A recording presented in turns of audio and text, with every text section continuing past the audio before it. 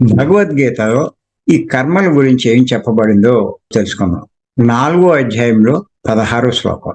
కిం కర్మ కీమ కర్మేతి కవయో యత్ర మోహిత సత్తే కర్మ ప్రవక్ష్యామి యా జ్ఞాత్వా మోక్షసే శుభాత్.